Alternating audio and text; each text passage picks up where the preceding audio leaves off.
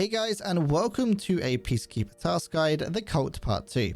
For this task, you're going to need to mark the 2 ritual spots on woods, the ritual spot on customs, and then the ritual spot on Shoreline, all with an MS2000 markers. Don't forget to leave a like on this video if you find this guide useful.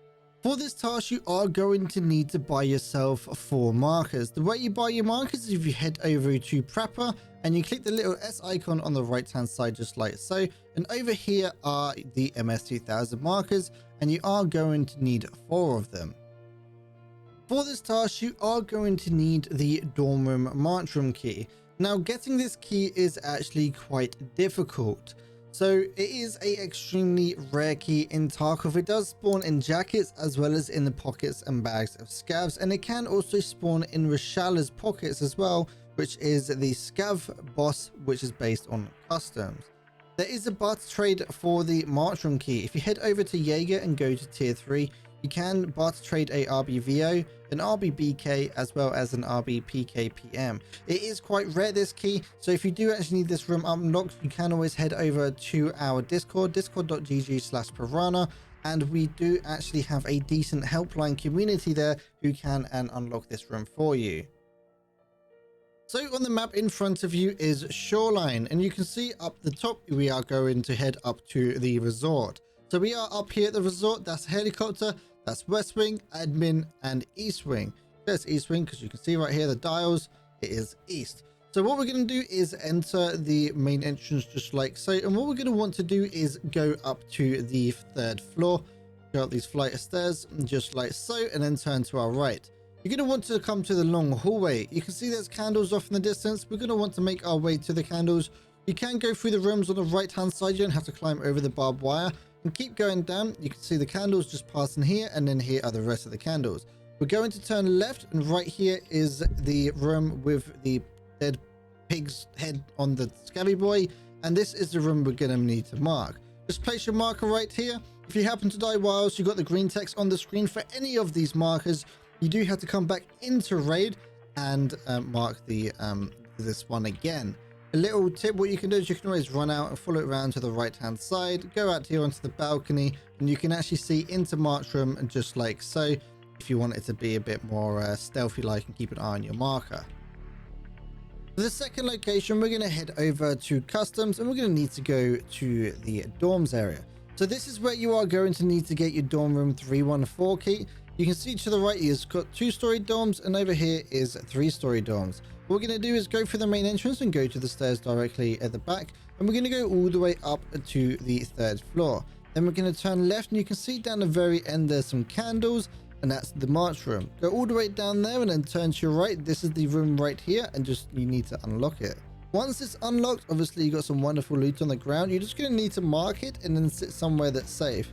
Something that you can do as well is march rooms actually opened up most of the time, normally later on in the raid. Sometimes you might get unlucky, but most of the time it is actually open. So what you can do is actually camp this area, maybe not so close because each of these rooms right here, people normally check who have the marked key. So what you could do is possibly wait downstairs or even wait outside. You can wait until you see someone push through.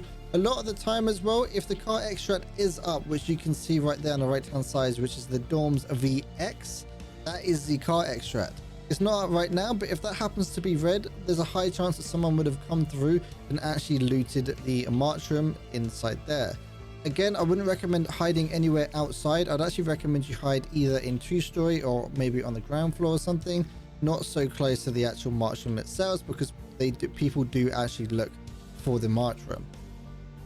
And now it's time for woods. This is the one where you're going to need 2 markers on one map, because there are 2 marked circles on this map. So we are going to start off just left of the lumber mill. So we are here in game at the checkpoint just like so. This is the car that actually spawns the violet key card just here. So the marked circle, if you stand by the front of this car and look at this rock directly here, what we're going to do is run just to the left of this rock in a straight line just like so. The coordinates, if you were to check out your compass, will be around about the 130 mark. Keep heading through and you're going to see some rocks, and then here's the mark circle, and here is the first one we're going to be checking out. Now what we're going to do is head up to the northern part of woods. to the abandoned town for the next marker. And now we're up in the northern part of woods at the abandoned town. So we are on the main road that kind of cuts this town in half. Right there is the wonderful swampy area. You can see the church out in the water. And yeah, so right here on the main road, if I was to stand right here, you can see 3 houses. You got one that's absolutely rinsed. You got this one that's still standing, and this one over here that is also a bit rinsed. What we're going to do is go a bit in between 2 and 3, so let's call it that, basically opposite where the church is. If we're going to run into this area just like so, we're going to need to be on the left hand part of this fence right here, and you can see right here is the last mark circle you're going to need to mark.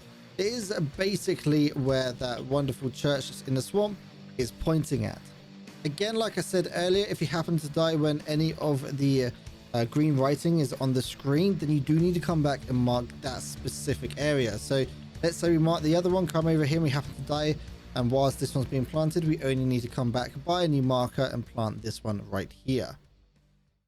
If you are struggling with this task, or just in general wanting to find people to play with, head over to piranha.tv/discord. We do have a decently large looking for group community, as well as a Sherpa system, so if you just need a bit more help than normal, then we are there to help you.